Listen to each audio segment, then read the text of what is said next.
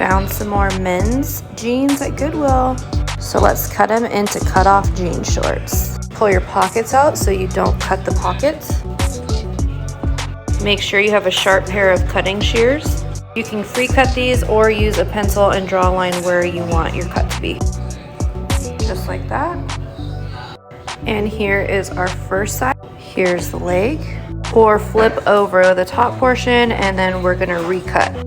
This is what you should be left with. If you want a lot of fringe like these jeans I'm wearing now, you're gonna wanna take your scissors and make small cuts around the whole leg, front and back.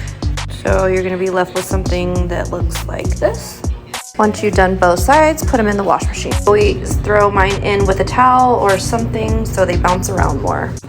After your shorts come out of the washer and dryer, they're gonna look like this. You're gonna wanna use a seam ripper to rip your seams apart. Take your seam ripper and put it right in between the threads and start pulling. They will end up looking like this, more fluffy. And here's what the inside looks like. I also like to cut my shorts at an angle where the outside part is a lot shorter than the inner corner. I like to keep the inner corner longer so that way this part doesn't ride up and your thighs don't rub together when you're walking. Here's what they look like when they're done. Cheeky. Extra material in the top.